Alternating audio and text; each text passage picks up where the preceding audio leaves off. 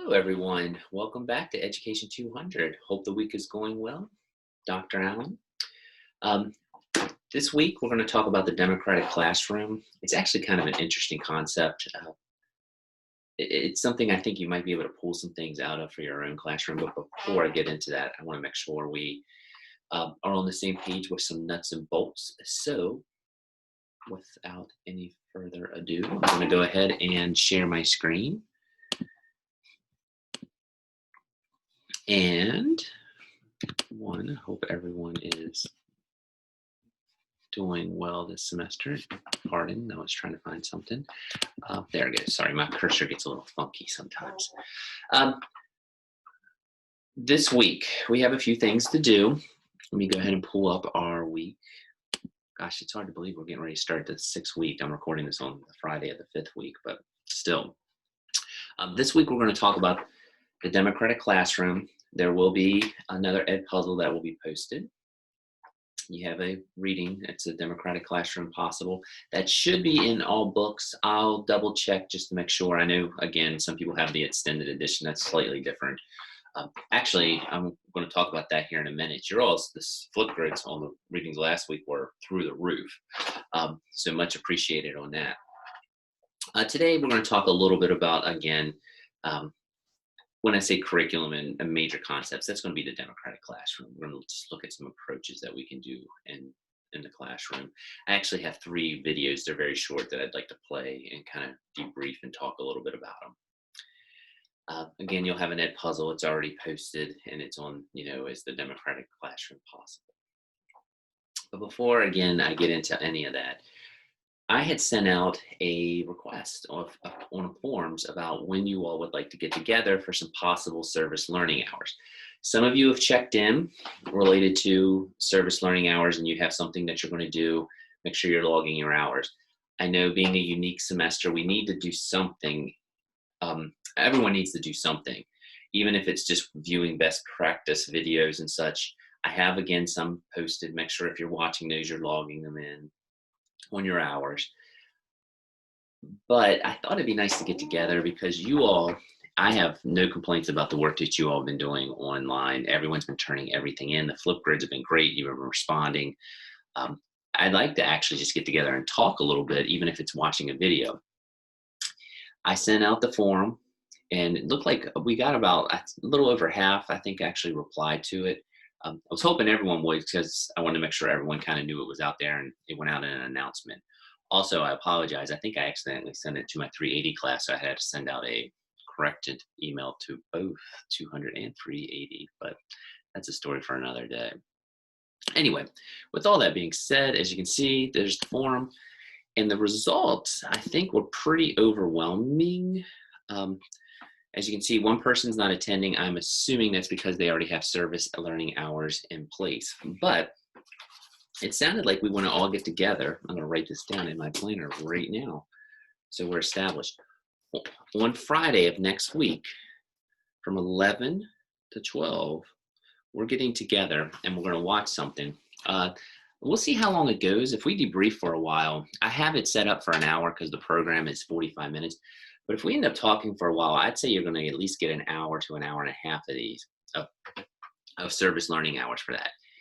If it goes well and you all want to do those for the next few weeks, I have no problems with that. Fridays are a pretty open time for me. I usually do my plannings and things like this, but we got to make sure we get our service learning in and things like that. So we'll see how it goes next week. But next Friday, that is a week from today when I'm filming this, the 30th, we're going to get together from 11 to 12, and we're going to watch a TV show, actually. I watch a lot of British shows. I don't know why. My wife and I enjoy them. And some show popped up, and it's in relation to some teachers from China who came to a school in England.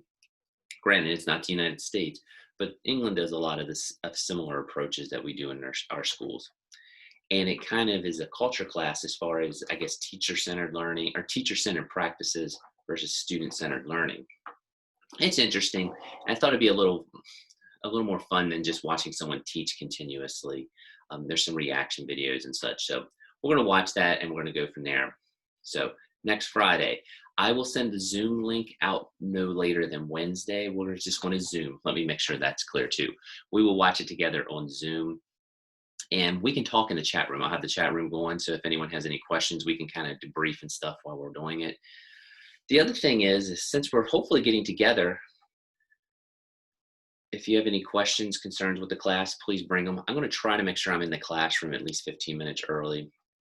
So if you want to pop in and check on some stuff, and if we need to talk as a group afterwards or before, that's fine too. I mean, it's pretty, 11 to 12 is, you know, a little bit of wiggle room.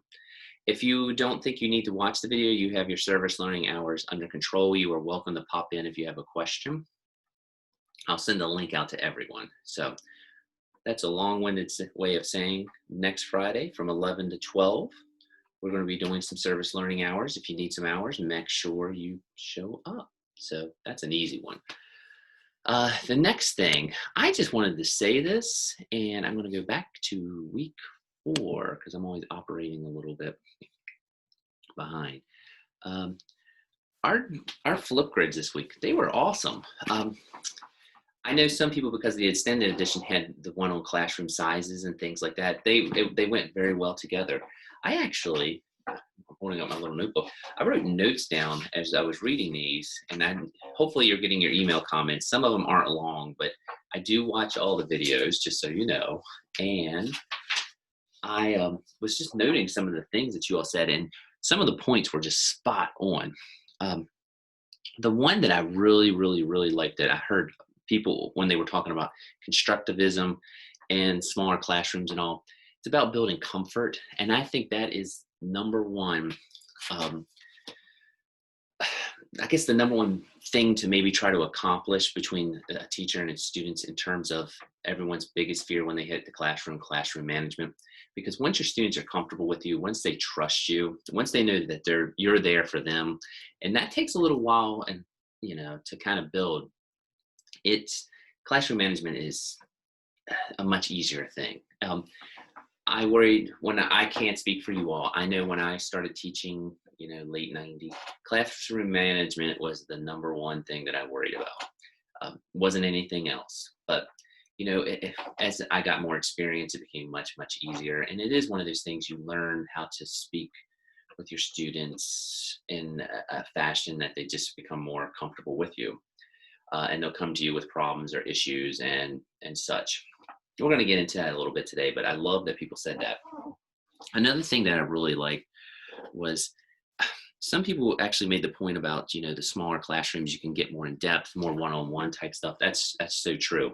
And another thing that a lot of people who did the constructivist, which actually kind of connected to the smaller classrooms also, none of these theories, behavioralists, constructivism, we're going to talk about democratic classrooms today, none of that would I expect, or probably is anyone expecting you to fully implement the whole thing as it is written. What I'd want you to take out of this is take out aspects with each one. I think that makes you a more balanced teacher. When we watch the democratic classroom, I think you're probably going to realize that you probably can't do that as it is originally envisioned in terms of the history of a democratic classroom in a public school or even a private school. But there are some awesome aspects to it that you can pull out. And people were just saying that, you know, I think I would pull out this part of it. I don't know if I could really, in reality, do this. Another thing that I thought people were really realistic about, I always tell my classes when we're live, almost every one of them, there's the utopian view of education, which we do a lot in these classes. And then there's the reality when you hit the classroom, and a lot of you are going to start going out in the field next semester, and you're going to start seeing things. School is a blast. But some of the things that you envision that you might be able to do in the Shepherd University classroom, you might not be able to do in the K through 12 classroom. It's just the way it is. And each class is a living organism almost. So things that you can do in one class might not work so much in another class. So these are all just things to consider. But again, I'm giving you you all got it under control. So I would not worry too much about that. It sounded like the flip grids were, well, it didn't sound like it. They were through the roof. So with all that being said, I'm a little babbling here. Let's dive into the democratic classroom. Just note two things. One, we're going to meet next Friday. Two, Your Flipgrids were awesome. And let's go from there. Don't forget your service learning. That's the other one, if you're not coming to the video. All right, so we're cruising into week 6. I'm going to probably not get too bogged down this week in a lecture or anything like that. I know sometimes I get a little long-winded. What I want to do first is I have 3 videos I want to show you. One, I'm only going to show you just a little bit, but the first couple, or there's 2 that I do want to watch all the way through just to kind of give you an idea of some things.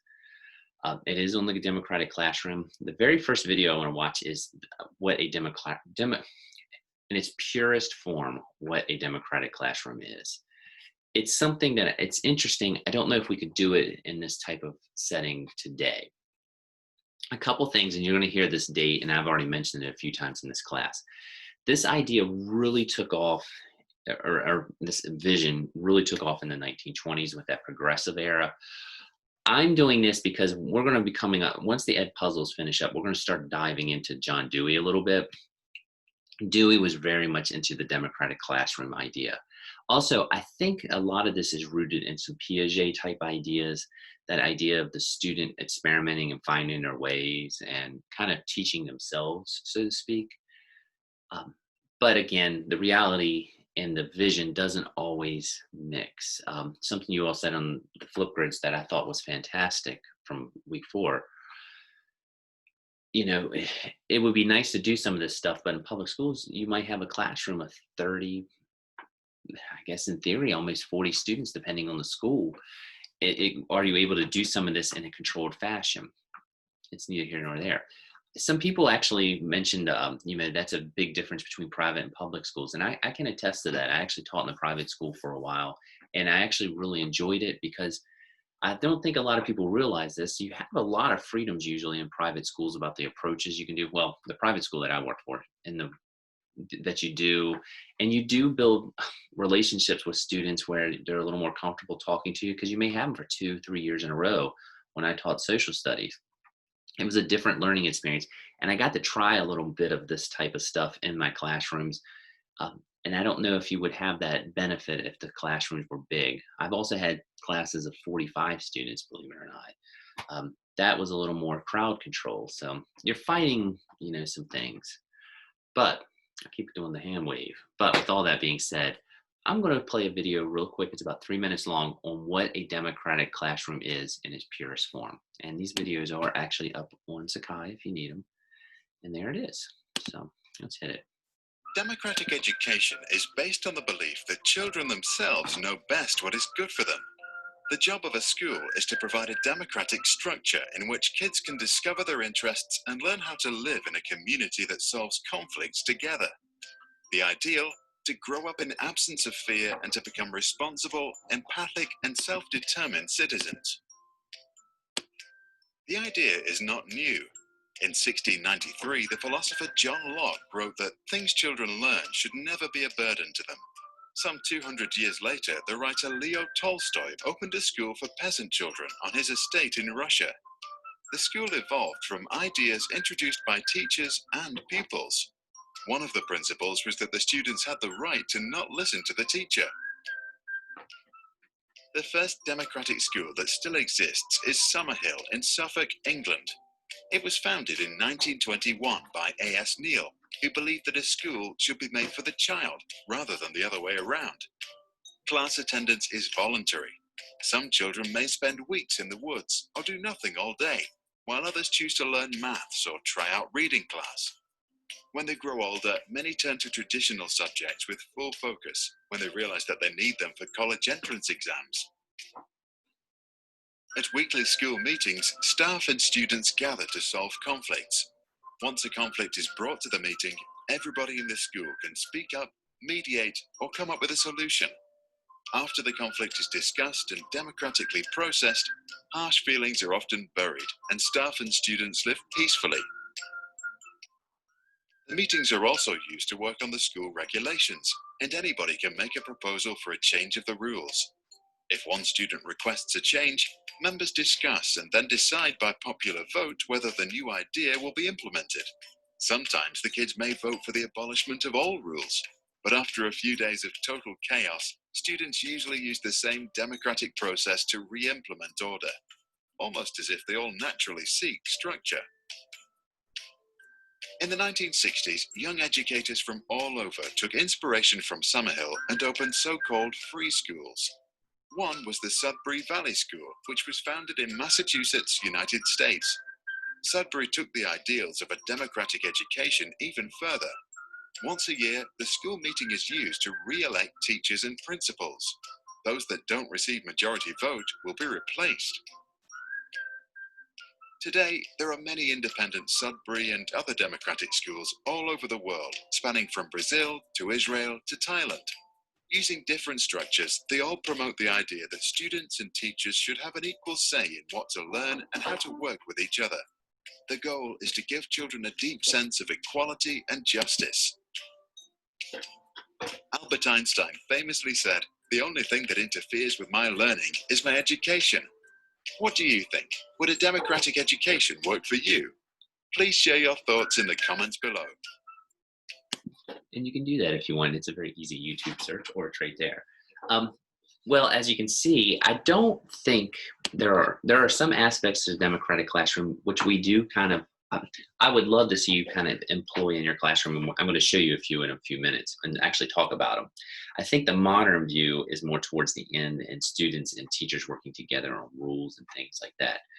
I would not recommend letting your students go out into the woods for weeks at a time and then come back. You may legally get in trouble for that. That's a joke. But obviously that's in its purest form, and I don't think that's a reality. I think when we're talking about a democratic classroom, we're talking about the following. As you can see, just going to go ahead and define them here. Whoops. A democratic classroom is using a class meeting to engage students in the shared decision making and taking responsibility for the classroom being the best it can be. A great example of this, and I have a feeling some of you have probably seen this or been a part of this.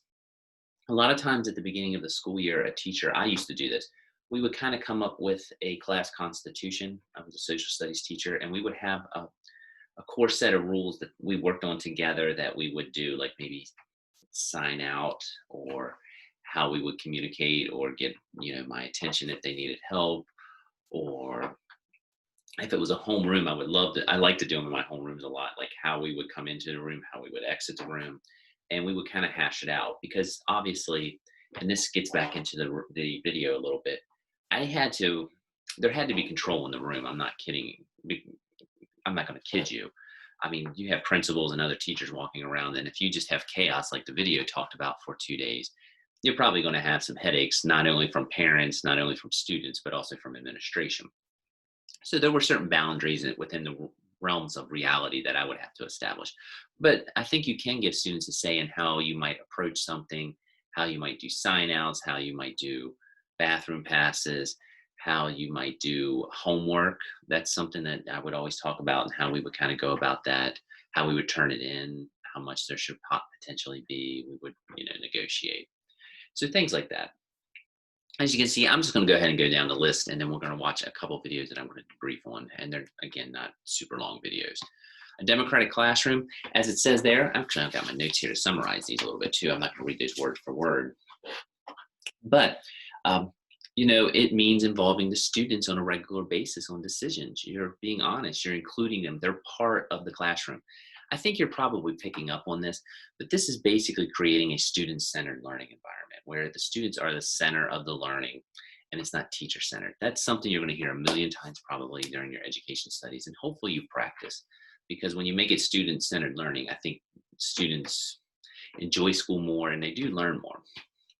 So the first thing is you're including students in the practice of decision-making on a regular basis. Some other things that are key, you're providing a forum for students to debrief. I think students like to be included and have their thoughts heard. Again, I think if you try this, especially at first, you may get some students who are being a little silly and pushing the envelope a little bit. But, I think once you kind of set the parameters that, this is a serious thing, but they're being included, they do usually rise up to the occasion. I'll give you an example.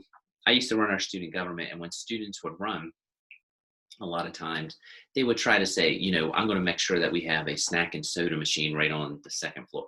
That's not reality. And I would tell them, what's the point in that? the negotiation would be maybe we can get some sort of healthy type option that would be up there. So, small things like that. Another thing with the democratic classroom, you want to make sure that it's something that creates a structure where students start to form morals and have a little stronger self-confidence in that their views will be heard. Also, it teaches them respect for other ideas, which is probably something we could use today from the ages of 18 to, I don't know, what's the oldest person in the world, 120. So from 18 to 120, maybe a little more respect and willingness to hear other ideas. Not saying you have to love them, but just at least hear them out. I guess that works for all of us, no matter who you are. Also, another thing, it's, as it says there, it creates a virtuous culture. It also kind of starts to bond students a little bit. And if they start to see how others are respecting ideas, I think it just ingrains it in them. Also, it gets into that idea of face-to-face learning, and as it mentions on that last bullet I'm pointing right here. You can schedule weekly meetings. Sometimes I would do this on our Fridays. A lot of times, we would take the last 10 minutes of a class and just talk about some things and debrief on how the work week went. And when I mean work week, I mean school week. Now, I will say it kind of lent itself to me because that was usually my current events day when I taught social studies. But still, it was something that we did. We did it at a briefing. The other thing I like about that idea, excuse me, I'm going to wipe my eye here. I've got something in it. One thing I like about this is this idea of face-to-face. I think students today and human beings in general are more willing to say things electronically or communicate electronically. I'm not saying that I don't do that. But things that we would say to someone's face as opposed to an email or text may not be the same. And even communicating face to face, it's a totally different animal. That's one reason why, just for example, I'd like to get together and do the service learning together because, right now, because of the COVID, we're not really meeting often face to face, but you have been like rocking it with the Flipgrids and all, but that's still just not quite the same. So we're going to go that route. All right. Teaching strategies, some things to consider when you start to get into it. Make sure you have clear rules for students when talking and listening in a democratic classroom. Like everything is clear. Like if this happens, this is the result or this is the consequence. You're going to have to set that agenda. And that's what that video is getting to at the end of it. Also, you need to make sure that you have a way to meet to deal with problems if you're going to set up a democratic classroom, like a forum of some type. We're going to watch a video on 2 teachers that set up a democratic classroom, and they get into this a little bit. But for example, cutting into the lunch line, put downs, homework problems. How are you going to meet and address this? And homework problems, remember, some things you have to deal one-on-one because that's just the way it is. There's certain requirements and legal obligations. But if it's a homework problem where maybe you're a math teacher and you're giving too much math homework and students aren't all getting them done, maybe you need to meet with the students and see what the problem is. And this is something not just math teachers, by the way, but I think a lot of teachers struggle with, where if you have 25 students in a class and 20 are having a problem with something, getting the work done or not doing it correctly, you need to look internally, because at that point, I think it's more you than it is them. And a lot of teachers are not always willing to admit that. There's something wrong. That's just too high of a percentage of students that aren't getting something done or accomplished. One way to do that, go right to the source and ask them. And if you've created a strong, to use your all's word, comfortable environment, I think students will tell you that. So again, democratic classroom. Again, those meetings that you kind of get into, and as you can see, I'm not going to rehash all this, but this gets into the idea of when you're in a meeting, you want to make sure the students say the right words. They're not using put downs. And, you have to kind of be the leader of these sessions. Make sure that, get the students going with a prompt or something, but you got to allow them to also communicate back and forth in a structured fashion. And that's part of the key with a democratic classroom. It takes a little bit of time to establish these routines. I think you kind of got the gist of this and how this works. It's basically including the students in the classroom. That's the big thing with the democratic classroom. And of course, the readings this week and the taking sides get into that. I'm going to show you two videos though that I want to kind of debrief after, kind of running through this list. And by the way, this list is posted, as you can see, on Sakai. Sorry, I'm looking for my thing there. I'm going to play this gentleman, and only because I kind of like the idea. He talks about democratic classrooms. He doesn't model, and I'm not going to show you the whole thing, but I kind of like a part. I actually thought of you all because he talks about when he was a new teacher coming out, some of the things that he had to worry about. And I've kind of rambled through what he says a little bit, but I want to kind of circle back and kind of address it. Hi, I'm Marcos Torres. I teach at Corona High School in Corona, California, in the county of Riverside. I teach 9th grade language arts, 9th grade sheltered language arts, and 10th grade AVID.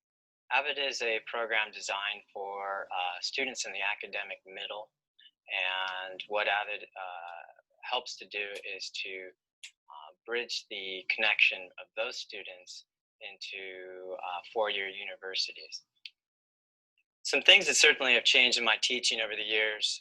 When I first started out teaching, when I walked into the classroom, I walked in right out of UC Berkeley, lots of great ideas of how I could educate kids and what I could do to empower them. And what I needed to do in the room was maintain control.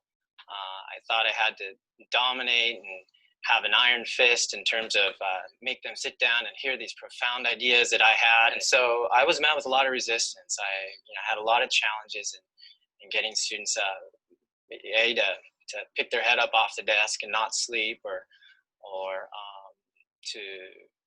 to just simply show disinterest and apathy. And so that often, several days of that and several months of that, it took me some time to learn that really wasn't the approach and the most successful approach in the classroom to achieve a successful classroom environment. I'm going to stop it right there because I think that's very, very important. And I think this is something I think schools still struggle with this, if I'm being totally honest. We talk a lot of times about having an open forum for students in a classroom. By the way, he threw me off there. But we talk about having a open forum for students, including students in the decision-making process. But I think if you go to a school, a lot of times the teachers that are, say, revered, or sometimes administration kind of really leans to, are the ones that run with an iron fist. It's not a good thing, in my opinion. I'm not saying all principals are like that, by the way, but I'm just saying sometimes, and I think especially new teachers, you kind of gravitate to they're like, look at their kids. They're not talking, they're not moving, they're not doing anything. That's not a good thing. So it's the idea of like, and that's what Marcos here is talking about is you got to start to include the students in the classroom. Just because they're not making any noise doesn't mean that it's a good classroom. Yeah, it's quiet and you're not having any classroom management problems, but there's no learning sometimes going on. Or even think about yourself. Sometimes, how can I say this? Sometimes the teachers that are, I think if you think about it, the teachers that you revere the most are usually the teachers that had you doing things, you were doing fun activities, they include you, they had that comfort, that communication that was going on. Just going up there and lecturing for 45 minutes and dropping hammers on students and writing them up and things like that when they're not doing what they're supposed to do, it's not always the best thing. And that's what I'm trying to say. And I'm not going to sit here in broad stroke and say every administrator is like that and every teacher reveres every teacher that does that. But I do think there's still an aspect in education where a quiet classroom is considered a good classroom. And that's not necessarily the case. And I think that's what I was trying to get the point of. I'll go ahead and let him finish out real quick. But what education really means, and what I've come to understand it to mean, is that it's not about disempower, and there is an economy of power in education that involves an exchange. In a traditional setting, the keeper of all power, the keeper of all things, hall passes, knowledge, information, assignments, grades, everything is hosted by that one main central person. And with that model in mind, whenever I ever tried to use it, was always met with a lot of difficulties in the classroom. And so this being my 8th year of teaching, What I've learned over the years is that the approach that I like to use is more of a democratic approach. Control isn't something that is demanded. Control is something that comes through building rapport and classroom community. There you go. That's exactly what you all were talking about on these Flipgrids I have been raving about, is that idea of having students be a vested interest. That's what makes a good classroom. It's not making them quiet and not having them up doing things. It's a fine line. I'm not going to kid you, because a structured, active classroom may be a little loud, and that's to me that's a good thing. Not all teachers agree with that, but there's a difference to me between being a loud classroom and being an out of control classroom. And that's kind of, I think, where we struggle in a lot of schools right now. Kind of like, we put down loud classrooms. To me, a democratic classroom might have a little volume to it. Not always, but it's just one of those things. But if they're involved in the learning, it's a good thing. This day and age where we're competing with MySpace, we're competing with text messages, internet on their cell phones, video games, and all the other list of new things out there. We've got to be really good about what we're doing. And a 15-minute lecture, just in this day and age, with old curriculums that maybe students have difficulty in connecting to. That's another big thing. By the way, you can tell this video is from 2008 because he referenced MySpace, but that's neither here nor there. The message is still good.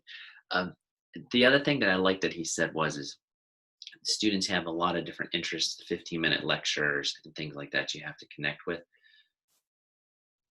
One thing that's really important about that is you need to kind of, I think it really helps if you have some familiarity with student interest. I'm not telling you to go out and buy a new PlayStation 4. I think it's PlayStation 4 is a new one, or an Xbox One or anything like that. But at least have some familiarity about what students are into and what their interests are. And don't just poo-poo them every time that you hear them. And I think, obviously there's generation differences, but, if you can make some sort of connection. When I taught, I mentioned the private school that I was in. And when I taught at a private school, I ended up with homerooms that were usually boy heavy, only because a lot of the teachers knew that I watched a lot of sports, or at least when I was younger, I watched a lot of sports. And so I was familiar, and there was like just instant connections because for better or for worse, I'm a Washington football team fan, new name. So it's that was something that my students would like, even if most of them didn't like them, they liked the Ravens or the Steelers. They could come in and kind of bust my chops a little bit because they've been terrible for a while. It was a connection, and those are important things too that help with a democratic classroom. It builds that communication. So I'll let him finish out. Just simply isn't working in this time. It doesn't work when we live in a democracy to stand up front and tell kids what they need to know. A democracy is participatory in nature and should be participatory in the classroom as well. So with that kind of philosophy in mind, classroom management becomes a lot more easier to manage. Issues of discipline and acting out, those issues go down. Issues of participation and student success go up. So there you go. There's some ideas. I think he's actually onto a lot of good things, and these things are up. But again, these are things that you develop over time. He even mentioned he had taught 8 years and he was still learning. I taught I was on the better side of getting to 20. I was between 15 and 20 years.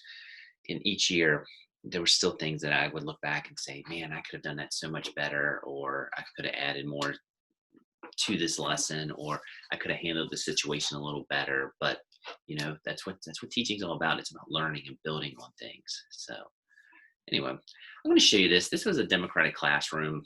I kind of like, it gives you, I think, a more idea of a realistic approach in the classroom. So I'm just going to play this one. The kids in Katie and Lucy's class have worked hard this year, building a democratic classroom of problem solvers. Here is a small peek into the ways we've grown into active change agents in our classroom community and the world beyond.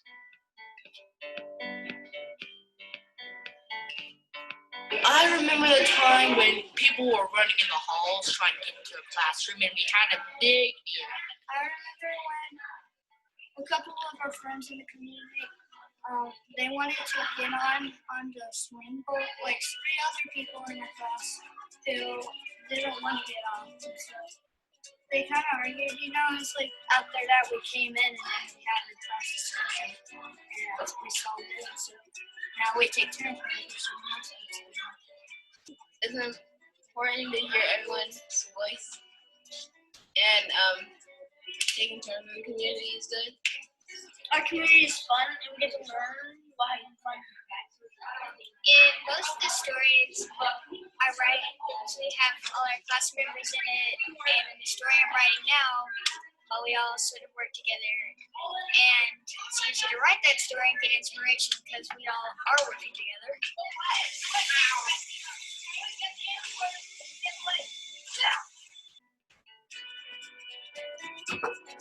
We do have some power. By the way, I can't help myself when I stop, I think of things. One thing I noticed with cleanup, that was something that I had included when I had an aspect of a democratic classroom in my room. I had pretty high expectations for my room because I don't know if anyone's seen I taught middle school for most of my career. If you've ever seen a 6th to 8th grader sweep a room, it's probably not your expectations on how to sweep something. If they didn't do it right, I made them go back and do it again. I'm like, that was part of our guidelines. If this is your job, this is what you have to do. You have to get underneath each desk. You have to make sure that all dirt from is swept up. You have to make sure that any trash that's on the floor is in the trash can, and you have to use a dustpan. Same way with cleaning the board. I had a specific way. I'm cleaning my board right now. I didn't like all the watermarks on there, so that was something that we kind of hammered out on how we were going to do it and how it was going to be professionally cleaned. At least as professionally as middle schoolers could do it. So anyway, that was just something that popped in my head. But the grown-ups have like a lot of power because they're bigger than us, smarter than us, and they learn a lot. This is probably not going to happen. Let's say one day everyone woke up and everything was pixelated and we were in the world of Minecraft. No, man. I think we know more about that. They die without us. Adults can tell us what to do, but I think sometimes we don't actually have to listen, we just choose to.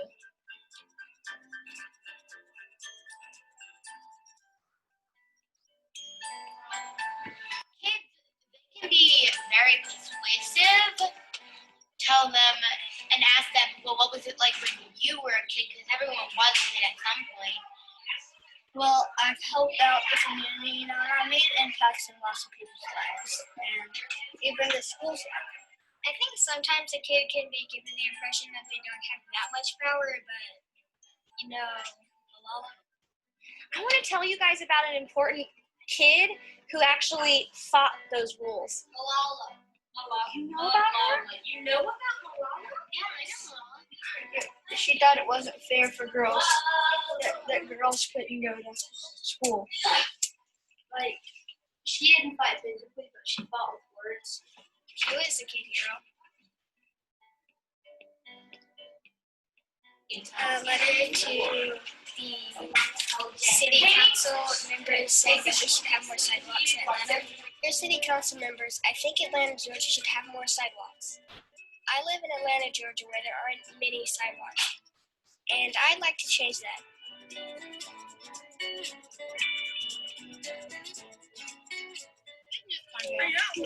Chloe, thank you so much for your letter. I agree that sidewalks are a crucial part of a successful and safe community, and I thank you again for writing to me. I hope you have a wonderful day.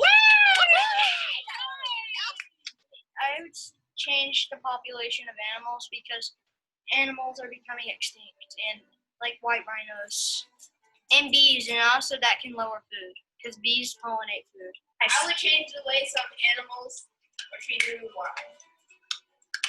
Some hunters. And also the way they were treated, because they keep chickens in the box. And we should stop hunting down beavers, or we must find some different way that to buy things. If we keep hunting down beavers, there'll be no more beavers. Protest, like for storms, terrible storms for evacuation. They leave the dogs and animals behind, so I might start a protest for that. Like, hey, if you're not taking the dog, you're not taking me. And I was like, it's gonna be okay. Just come on, sweetie. Like, yeah, no.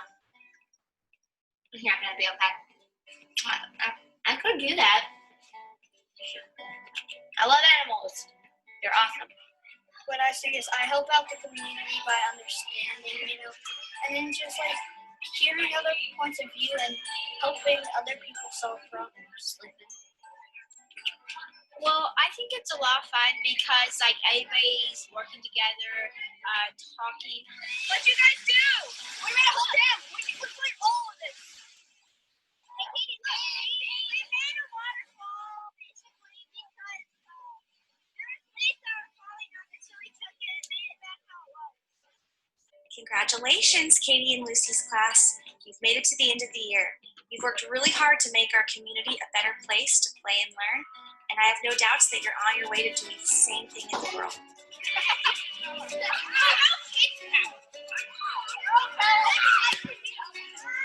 Oops.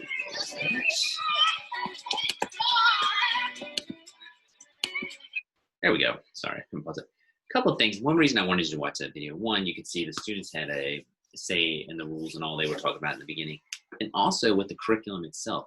You notice they incorporated a lot of aspects of democracy in the curriculum and how the students were looking at activism type things and writing letters and all. That's something you got to really consider when you start getting into your content area, whether you're in secondary or elementary. I think elementary teachers do this more naturally, and that's more of an integrated curriculum where, you know, you might bring language arts and social studies together and math and science, or all of them combined. That's a democratic type approach. I mean, you're bringing in maybe doing something with the environment and having your students write letters, which is language arts, and writing them to a council member. That's social studies kind of oriented. I think sometimes, and I was guilty of this in secondary, we kind of get siloed into our area. But it's a really good idea if you can find someone to work with and do cross-curriculum type of approaches. You know, if you get with a science teacher and maybe do some sort of environmental type lesson in social studies or things like that, I think that's a big positive. Another thing that I kind of noticed there at the end, and I lost my train of thought. Oh, I know what it was. A lot of times we would do fundraisers in one school that I was in. And what we would do, you know, there'd be always a debate about what to do with the money and what organizations we maybe should donate it to. That was something where I always, speaking of a democratic process, I kind of would leave that up to the students a lot of times. Sometimes I would provide a list and they would vote. I will say this, even I was trying to steer them up. Kids, as you can tell, love animals, and it seemed like we would give a lot of it to the Humane Society or something like that. I think even some years I would kind of campaign and say, you know, if you watch Seinfeld, there was something called the Human Fund. I was like, maybe we should give this to a human type charity this year, but it was always animals. With all that being said, I think you kind of got the concept. This is all posted. If I was going a little quick, babbled, anything like that, the videos are also up. I will have the notes, what I'm going to talk about on Edpuzzle and such right up there. They're not up yet. I haven't had a chance to type them up. They will be there before Monday. I'm recording this on Friday. Those lists that I was kind of reciting through and mumbling through, they are there if you need to look back over them. That is actually from a university in New York. I just liked it. I think I gave them the proper due. Yeah, there it is, quarterly. So if you want to check that out, everything should be up. You all been rocking it. I will see a lot of you. Hopefully, if everyone wants to pop in, that will be great. But I will see all of you next Friday, September 30th. So I was looking at my date book, and I think that's right. Let me look. Oh my gosh, before I sign off, let me make sure I got it right. It's falling apart at the end, isn't it? It's Friday. It's been a long month. Let's check. This is something, if I was doing live, wouldn't look as weird. So I think keep saying Friday. I'm sorry. It's Wednesday, September 30th. Wednesday, September 30th. Wednesday. So I will talk to you later. And let me stop sharing. And that was an awkward finish. As you can see, it's been a long week. So talk to you later.